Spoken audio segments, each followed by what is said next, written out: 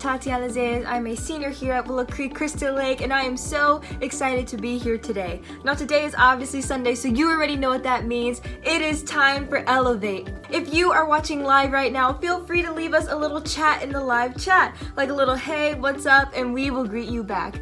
While you are doing that, I'm gonna go ahead and get started with our announcements for today. First things first, if you haven't already, make sure you follow us on Instagram at WCL_Elevate and subscribe to our YouTube channel. Make sure when you hit subscribe, you also hit the notification bell so you get notified whenever we post or go live. How would you like to be a part of our Sunday services? Now, if you want to host a game, or be a part of our band, feel free to visit our website for more information and how to register. Now, if this is your very first time here, 1, welcome, and 2, feel free to shoot any of the email addresses below to get you connected immediately. Now, we already mentioned this last week, but small groups have started, which means you are now seeing your small group leader once again every single weekend. If you haven't already, make sure you visit our website to register, and then your small group leader will reach out to you and give you all the information you need to know. While you are on the website, make sure you register and sign up for our Bible study that is now hosted in person on Tuesdays. But before we get into that, we are going to go into a time of worship. So spread out, turn your volume up, do whatever you need to do to get comfortable as we all worship together.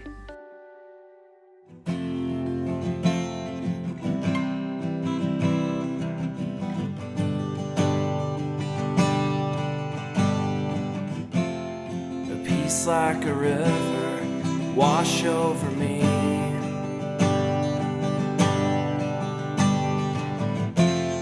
Immerse me in water, deep as the sea.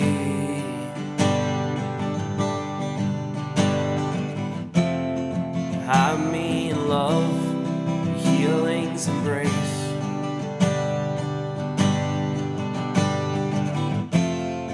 Peace like a river, wash over me. As I worship your majesty,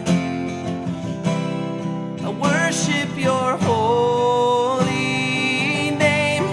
Jesus, my everything, and all that I am is yours.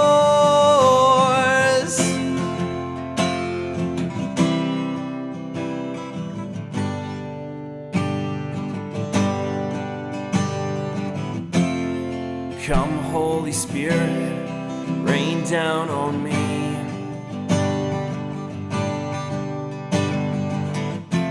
Break open the heavens, drench the unseen.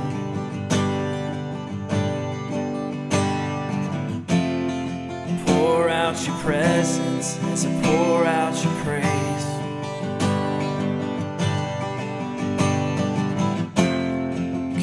Holy Spirit, Lord, have your way. Let's sing it out, here we go. As I worship your majesty, I worship your holy name. Jesus, my everything, and all that I am is yours. I worship your majesty, I worship your holy name, and Jesus, my everything, and all that I am is yours. Oh,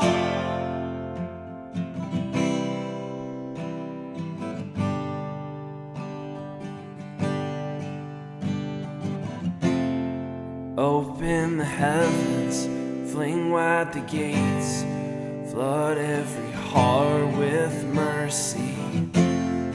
Pour out your presence, inhabit our praise as we cry, holy, holy. And open the heavens, fling wide the gates, flood every heart with mercy.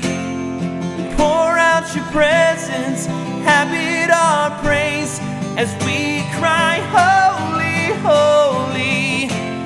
And open the heavens, fling wide the gates, flood every heart with mercy.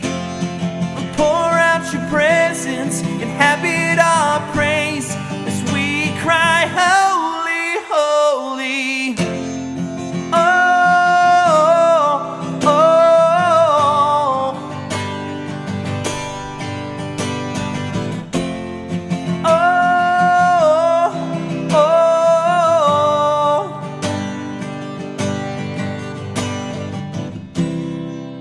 Lord, send revival.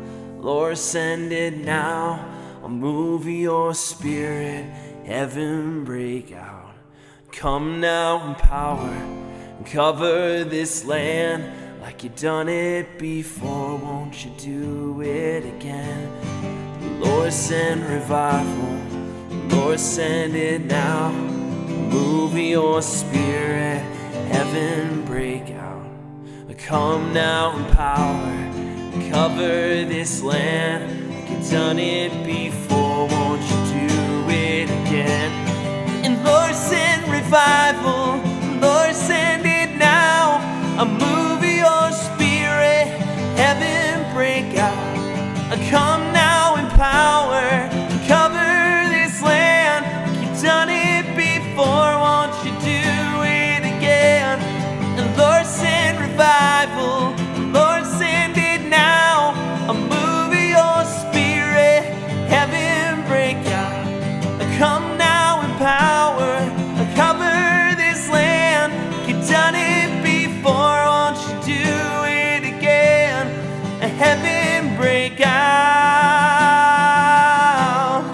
Heaven break out. And heaven break out. Heaven break out.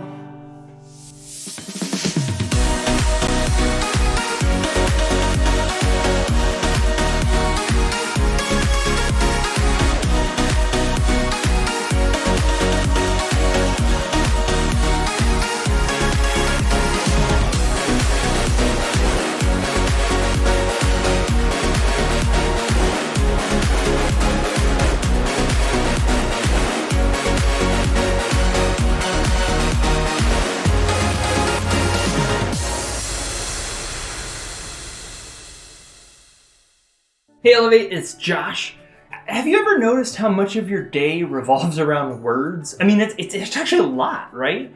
Just think about how many words you actually use each day. Like when you say hi to someone in the hallway, or when you unmute to say here on e-learning, or when you talk to your parents about how your day was. But some words that we use aren't even said out loud. Like all the words we type in text messages or words we read in books. And probably even more often, there are words that we think in our minds. You know, we use words a lot. And what's really cool is that words actually help us connect to other people. So they're super useful. And what's even cooler is that, for better or worse, we actually have a lot of freedom when it comes to the words we use. We can choose to use any words that we want whenever we want. If we want to give a compliment, we can choose to use kind words. If we want to make someone laugh, we can choose words that are funny. And if we want to make someone mad, we can choose words that will upset them.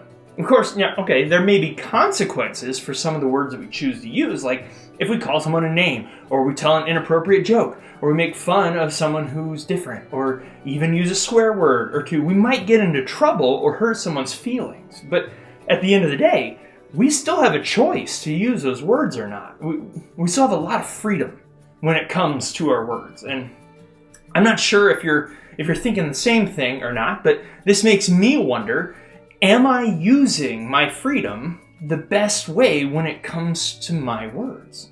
Look, we all know that there are good words and bad words, right? You know, we know that there are certain things that we're just not supposed to say. But what can get confusing is that there are times when a bad word to one person might not be that bad to someone else. You know, some people might think a joke is really funny, but others might get really offended by it. Or some people might really like a certain song, but others might really dislike the language that's being used in the lyrics.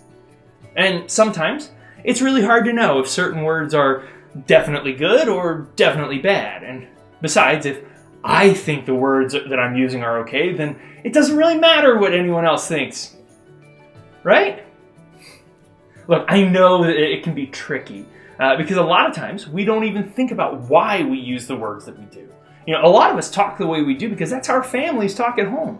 But sometimes, I bet a lot of us also use certain words because we want to fit in. Everyone else is saying a certain thing, so I should probably say it if I want to be accepted, right?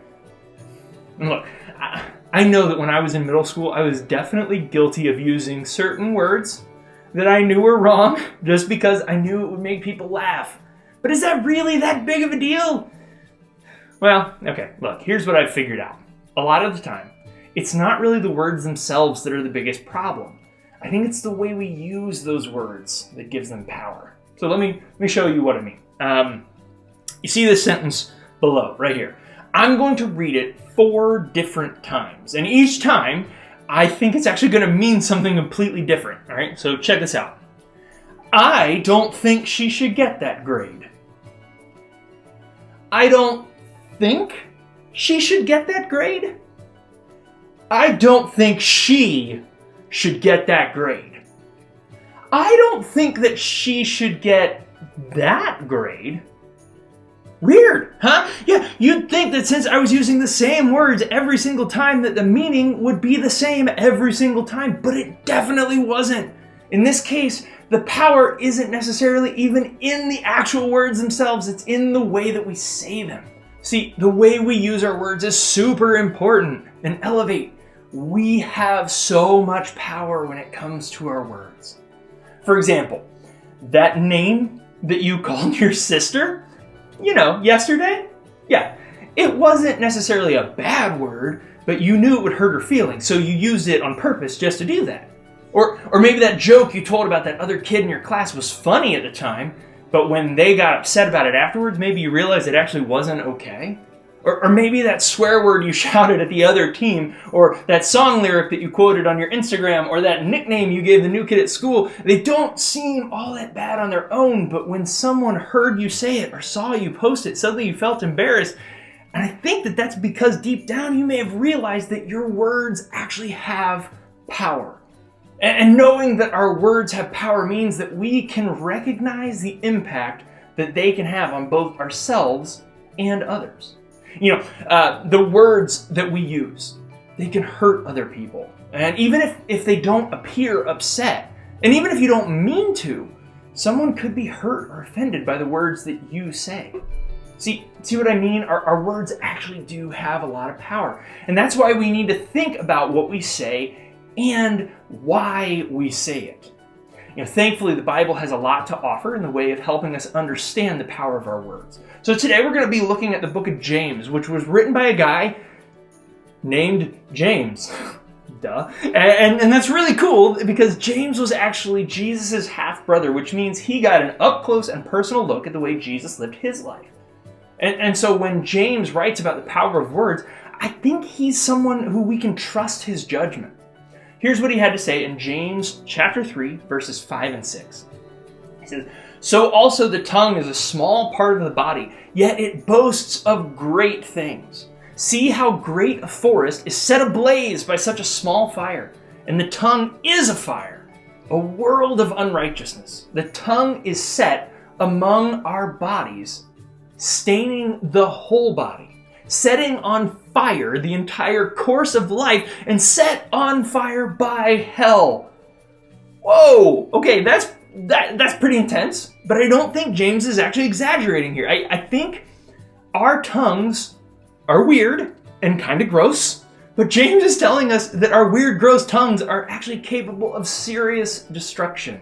Even the smallest spark, maybe even just one word, has the potential to start a fire so big and bad that it can just take over our whole lives.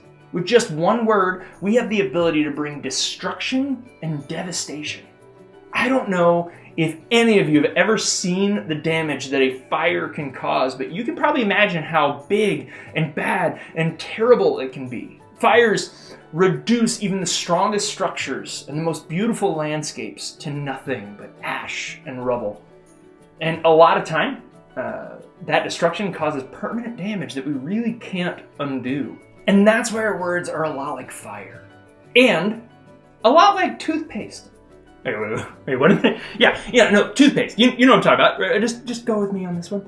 When you use toothpaste like you are supposed to, and trust me, you definitely are supposed to use toothpaste, it's a good thing. But what about when you use it in a way that maybe it wasn't meant to be used? Yeah, it gets really messy, and suddenly it stops being helpful to anyone, right? Luckily, all we have to do is just put it back in the You put it back in the tube? How did they even get it in there in the first place? I don't know. See, look, our words are actually just like toothpaste. When they haven't been spoken yet, they have a lot of potential to do a lot of good, just like a little bit of toothpaste on a toothbrush. But when our words come out in anger or frustration or without thinking, yeah, that's when this whole mess happens. The toothpaste, it came out and it can't be put back in. And when hurtful, mean, or disrespectful words come out of our mouths, they can't be unspoken. Often we can't just take them back. See, our words matter. The lies we tell, the names we call, the jokes we make, the insults we use, the lyrics we repeat. Just like James told us, if we're not careful, all these words we use can turn our relationships, our reputations, our families, and our futures into a big old pile of ash and rubble. And that's why we have to be less careless with our words, and we have to be more careful. See, we have to pay attention to the power of our words. So how do we do that? All right, look, I'm not asking you to change everything you say right here and now. I'm not even going to tell you what you can and can't say. But I am going to ask you to take a few steps to help you pay attention to the power of your words this week. So first thing I want you to do is think about your last words, right? Think about the last 10 text messages or the last 10 songs you listened to, or even about the last 10 things that you actually said out loud to your friends or your family. And then ask yourself, what's the power in these words? Are they bringing destruction, ash, rubble? Are they hurtful? Would you be embarrassed to show them or repeat them to everyone else? If your answer to any of those questions was yes, then maybe you need to take a quick pause. And maybe you might want to ask God for forgiveness and for help, because maybe you even need to ask for forgiveness from the person that you said those words to or about. So definitely start there. Second thing I want you to do is take a step to make a change. How can you better control the words coming out of your mouth so that you don't leave behind ash and rubble? Because maybe for you, that's just deciding to think before you speak. Just pausing for a few seconds before you speak could be all that you need to avoid causing someone else a significant amount of pain. Remember, you all have the freedom to be able to say whatever you want. And that doesn't actually mean, though, that we should say things that hurt other people. You can actually use that same freedom to decide not to say things that are hurtful. Elevate, look, paying attention to the power of our words is something that takes time and practice. It doesn't just happen overnight. And that's part of the reason why we have small groups here at Elevate. We want you to know that you're surrounded by people that love you and want to encourage you to do your best and to be your absolute best. So today, as you get ready to head into your small groups, here's a question for you to start thinking about. In what ways can I use my words for good?